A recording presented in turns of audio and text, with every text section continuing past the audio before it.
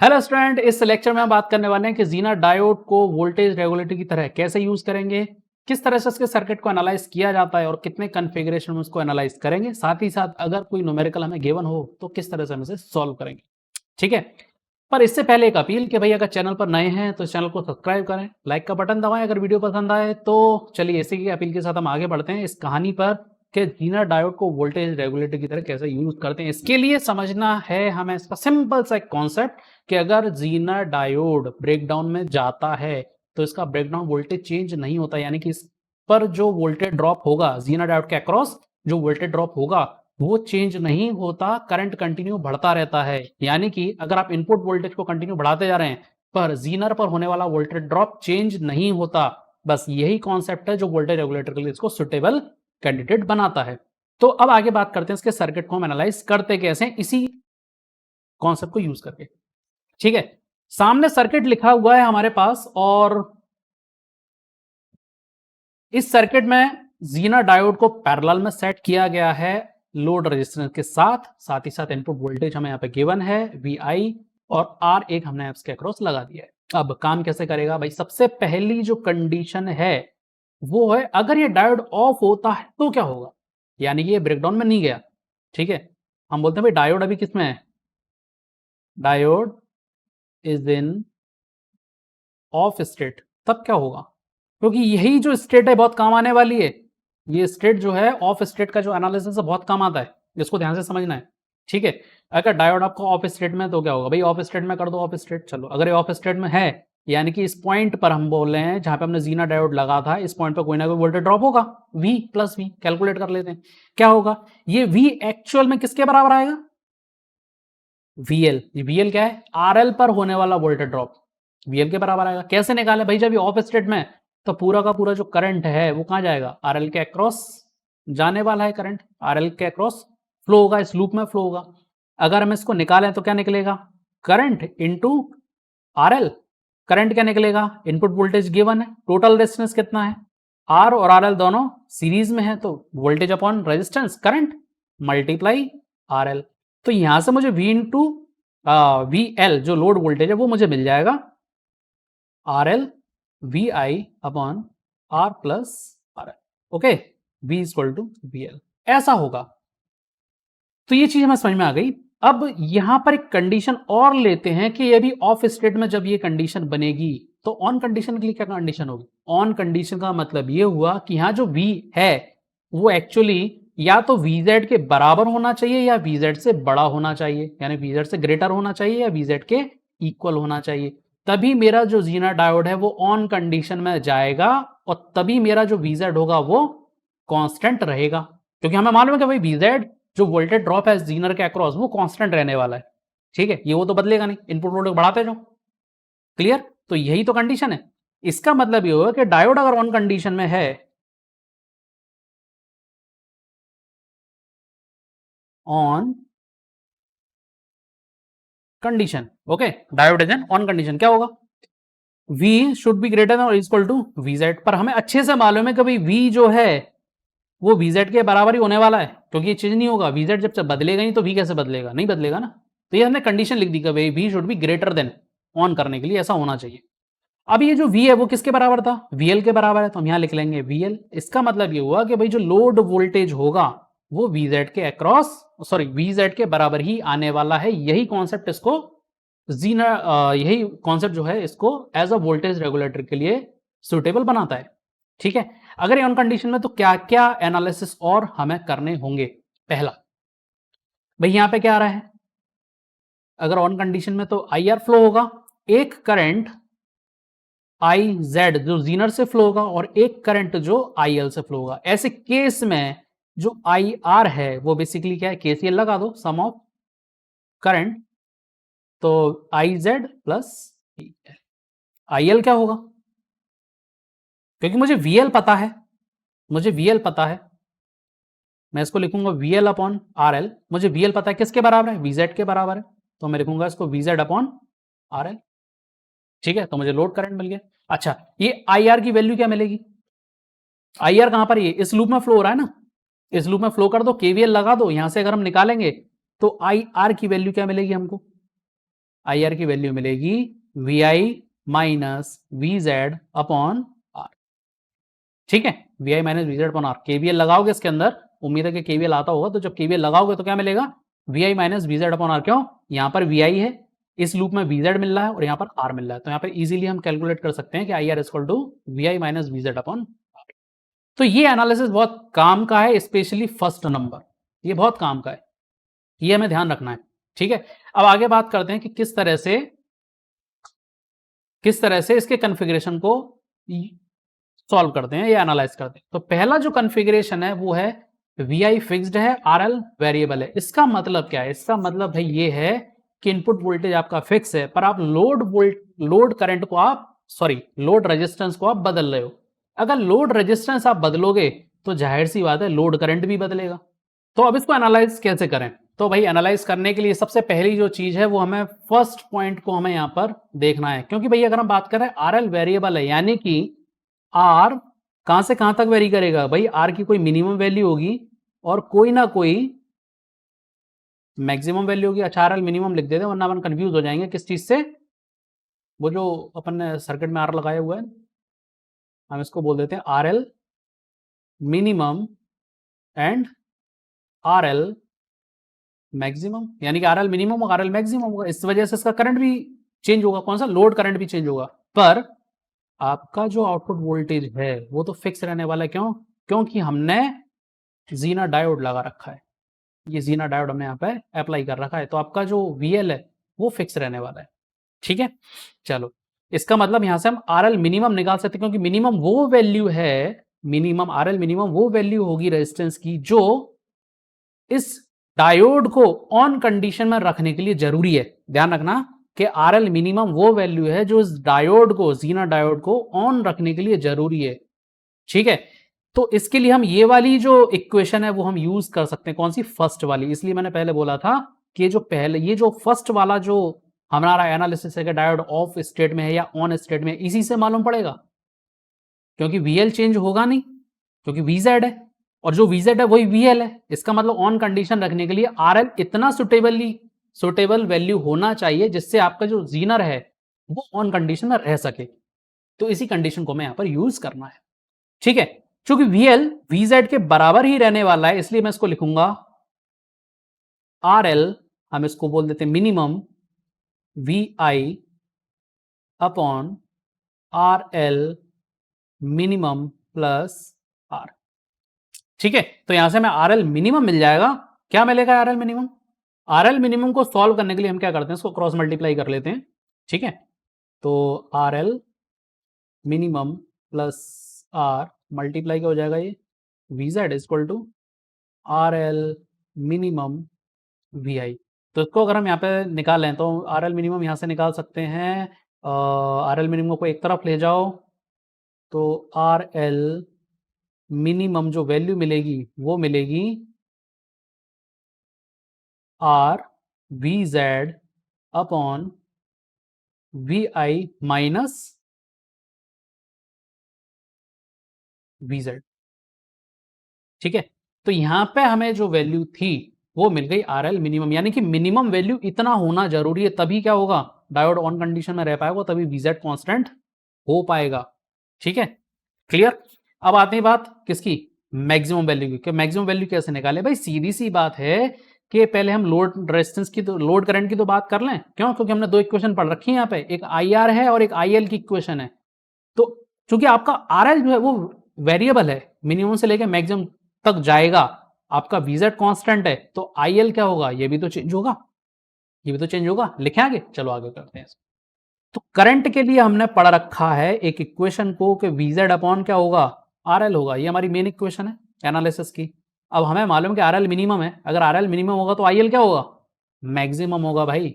ठीक है, क्योंकि वीजेड तो कांस्टेंट है, डिनोमिनेटर मिनिमम है, तो जो रिजल्ट जो आएगा वो मैक्सिमम आएगा। इसका मतलब आई एल ये हो जाएगा maximum is equal to V Z upon R L minimum. ठीक है, क्लियर। तो यहां पर हम स्टार लगा देते हैं, एक तो ये एनालिसिस, एक ये एनालिसिस, ये दो काम के हैं। ठीक है, एनालिसिस बोल लो, फॉर्मूला बोल लो, दोनों की चीजें, R L I L maximum. ठीक है, अब अगर IL मैक्सिमम मिल गया तो अब क्या निकल जाएगा इससे, IR की वैल्यू निकालना है यहां से। अच्छा अब एक बात बताओ कि भाई VI फिक्स है, ठीक है, VI फिक्स है, R भी फिक्स है और VZ भी फिक्स है, इसका मतलब IR भी क्या होगा, फिक्स होगा। तो IR क्या रहेगा, रहने वाली वैल्यू IR यही रहने वाला है, तो हम यहाँ पे IR लिख लेते हैं। IR चेंज नहीं होगा, यानी कि ये क्या मिलेगा मुझे, VI minus VZ upon R, क्योंकि तीनों ही वैल्यू चेंज नहीं हो रही, इसका मतलब IR भी चेंज नहीं होगा। इसका मतलब क्या होगा कि कांस्टेंट रखने के लिए जो IZ है वो मिनिमम मैक्सिमम में शिफ्ट होता रहेगा। अब यहाँ पे RL मैक्सिमम की वैल्यू निकालनी है, तो अगर हम RL मैक्सिमम की वैल्यू निकालें तो ये होना क्या चाहिए, VZ अपॉन IL मिनिमम होना चाहिए, करेक्ट, ये IL मिनिमम होना चाहिए, ठीक है। अब ये कहां से निकलेगा IL मिनिमम, करंट की इक्वेशन से, कौन सा ये रहा, क्योंकि यहाँ पे IR आपका कांस्टेंट है, ठीक है, IL आपको मिनिमम चाहिए, तो IZ क्या होना चाहिए, मैक्सिमम होना चाहिए, सिंपल सा कॉन्सेप्ट है, ठीक है। तो यहां पे हम निकाल सकते हैं भाई IR, क्योंकि कांस्टेंट है ये, IZ प्लस IL आपको चाहिए मिनिमम, अगर ये मिनिमम है तो IZ क्या होना चाहिए, मैक्सिमम होना चाहिए, ठीक है, IZ क्या होना चाहिए, मैक्सिमम होना चाहिए, तभी तो बात बनेगी। तो यहां से हम IL मिनिमम की वैल्यू निकालेंगे, क्या मिलेगी, IR माइनस IZ मैक्सिमम, ठीक है। तो हमें ये वैल्यू भी हमें यहां से एनालिसिस, क्लियर यहां तक की बात। तो अब बात करते हैं सेकंड कॉन्फ़िगरेशन की, भाई सेकंड कॉन्फ़िगरेशन है क्या, तो सेकंड कॉन्फ़िगरेशन में VI वेरिएबल है और RL फिक्स है, जस्ट रिवर्स। अब आपका VI जो है वो वेरिएबल हो गया, यानी कि इसकी जो वैल्यू है VI मिनिमम से VI मैक्सिमम तक वेरी करेगी, तो भाई कितना भी वेरी कर देंगे, कितना ही मिनिमम कितना ही मैक्सिमम कर देंगे, नहीं, इसकी वैल्यू इस जीनर डायोड पर डिपेंड करेगी कि जीनर डायोड का VZ कितना है, कितना मिनिमम करंट ये फ्लो होने दे सकता है और कितना मैक्सिमम करंट ये फ्लो होने दे सकता है, यही इस रेंज को डिफाइन करेगा। सबसे पहली चीज V मिनिमम को निकालना बहुत आसान है, क्यों, क्योंकि V मिनिमम यानी कि इनपुट वोल्टेज की मिनिमम वो वैल्यू होना चाहिए जिस पर ये डायोड ऑन रह सके, अगर उससे भी कम आपने कर दिया तो डायोड ऑफ हो जाएगा, वोल्टेज रेगुलेटर का काम बचेगा नहीं। तो जो पहला एनालिसिस हमने पहले ही बोल चुका था भाई, वो फर्स्ट जो एनालिसिस बहुत काम का है, ये सारी चीजें कर देगा आपका। तो यहीं से हम इसको कैलकुलेट कर सकते हैं कि V Z इक्वल टू क्या हो जाएगा, ये RL V मिनिमम, अच्छा VI मिनिमम कर देते हैं इसको ना, इनपुट वोल्टेज है ना, तो VI minimum upon R plus RL, तो यहां से VI मिनिमम की वैल्यू मिल जाएगी, क्या मिलेगी ये, R plus RL multiply VZ upon, तो ये हमारा पहला जो एनालिसिस है ये कंप्लीट, यानी कि इतनी मिनिमम वैल्यू होना चाहिए, तभी ये डायोड जो होगा वो ऑन कंडीशन में रहेगा और तभी ये जीना डायोड, जो जीना डायोड है वो वोल्टेज रेगुलेटर की तरह काम कर पाएगा, यानी कि लोड वोल्टेज पर आपका जो वोल्टेज है वो कांस्टेंट रहेगा, जितना जीना डायोड का ब्रेकडाउन वोल्टेज होगा उतना, ठीक है। अब आगे के एनालिसिस पर आते हैं कि हमें चाहिए V मैक्सिमम कितना होगा। भाई सीधी सी बात है कि हमारा RL फिक्स है, अगर RL फिक्स है तो IL भी फिक्स होगा, ठीक है, IL भी फिक्स होगा, कितना होगा ये, VZ अपॉन RL होगा, ये भी फिक्स है। अब V मैक्सिमम कैसे कैलकुलेट करोगे, V मैक्सिमम होना क्या चाहिए, अब जरा गौर से देखना इस चीज को। भाई अगर आपका V मैक्सिमम हो गया तो IR क्या होना चाहिए, मैक्सिमम होगा, डेफिनेटली आपका सप्लाई करंट मैक्सिमम हो जाएगा, पर उसके उलट IL आपका कांस्टेंट रहेगा। अगर ये कांस्टेंट रखना है तो मैक्सिमम करंट कहां से जाएगा, वीनर से जाएगा, IZ मैक्सिमम हो जाएगा, ठीक है।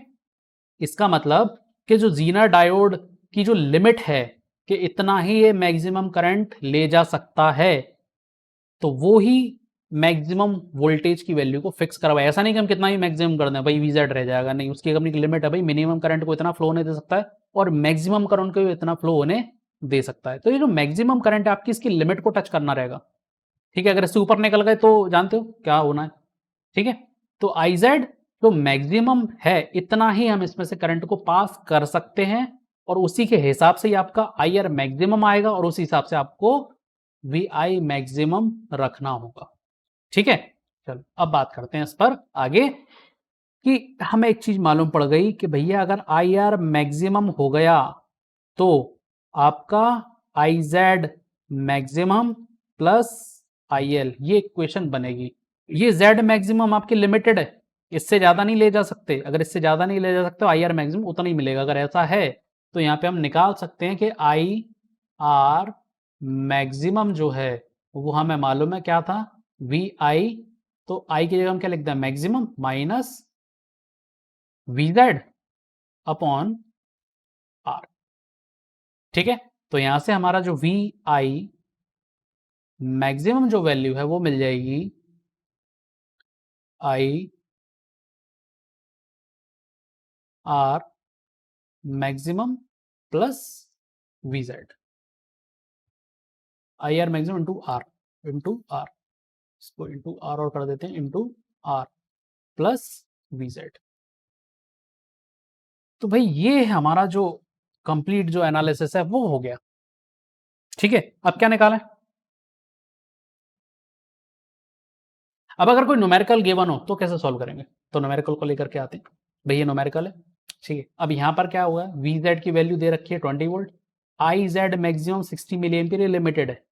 ठीक है, RL फिक्स है, पूछा है find range of input voltage, यानी कि V मिनिमम और V मैक्सिमम। हमें पता है कि V मिनिमम क्या होना चाहिए, फॉर्मूला लिख लो, ये रहा R plus RL upon RL into VZ, ये होना चाहिए। तभी आपका डायोड ऑन होगा, तभी ये वोल्टेज रेगुलेटर के लिए काम कर पाएगा। तो R plus RL VZ upon R, correct, सही है। RL सॉरी RL और होगा इसमें, ठीक है। वैल्यू रख दो इसमें, R कितना है, R है हमारे पास 220, RL है हमारे पास 1200 अपॉन 1200 इंटू 20। वैल्यू कैलकुलेट करेंगे तो क्या मिलेगा मुझे, यहाँ मिलेगा 23.67 वोल्ट। कैलकुलेट करोगे तो 23.67 वोल्ट हमें यहाँ पर मिल जाएगा। तो V मिनिमम मिल गया। हम अब क्या निकालना है आपको, V मैक्सिमम। वही V मैक्सिमम के लिए आपको IL ले लो पहले तो, ठीक है। क्या निकाला था हमने, IL निकाला था, V मिनिमम तो मिल गया, ठीक है। IL क्या है, VZ अपॉन RL, ठीक है। इसकी बात कर लेते हैं, क्योंकि IL फिक्स होगा। VZ कितना है 20, RL कितना है, इसको अपन 1200 नहीं लिखते, उसको सीधा लिखते हैं 2 किलो ओम। तो इससे हमें क्या है, किलो ओम जो है, किलो ओम को चेंज कर लेते हैं, किलो ओम को चेंज कर लेते हैं 10⁻3। इसका मतलब क्या मिल जाएगा, 20 इंटू 10⁻³ अपॉन 1.2। तो जो 10⁻³ है ये क्या हो जाएगा, मिली एम्पियर में कन्वर्ट हो जाएगा। तो वैल्यू क्या मिल जाएगी, यहां से लिख लेते हैं इसको हम 16.67 मिली एम्पियर। IL मिल गया। अब IR जो होगा वो क्या होगा, मैक्सिमम होगा। ये लिमिटेड हो जाएगा किसकी वजह से, IZ मैक्सिमम प्लस IL की वजह से। हमें IZ मैक्सिमम भी मालूम है 60 मिली एम्पियर है, हमें IL भी मालूम है 16.67 मिली एम्पियर है। ऐड होकर जो हमें IR मैक्सिमम की वैल्यू मिलेगी वो कितनी मिलेगी, 76.67 मिली एम्पियर। इतनी वैल्यू हमें यहां पर मिलेगी। IR मैक्सिमम मिल गया तो अब VI मैक्सिमम मिलने में कोई समस्या है ही नहीं, क्योंकि हमें उसकी इक्वेशन पता है, हमें एनालिसिस मालूम है उसका। तो VI जो मैक्सिमम है वो कितना हो जाएगा, IR max R plus VZ हो जाएगा। IR maximum 76.67 into 10⁻³ into R कितना है 220 है प्लस 20 है, ओके। वैल्यू लिख लेते हैं इसको, 36.87 वोल्ट ये वैल्यू निकल करके सामने आई। तो अगर हम रेंज की बात करें तो V मिनिमम 23.67 होना चाहिए और V मैक्सिमम जो है, इनपुट मैक्सिमम जो वैल्यू है वो 36.87 वोल्ट होना चाहिए। तो उम्मीद है ये आपको वीडियो अच्छा लगा होगा। इसे लाइक करो, सब्सक्राइब करना, बेल आइकन का बटन दबाना मत भूलना, तो क्योंकि नेक्स्ट जो वीडियो हम जल्दी लेकर के आने वाले।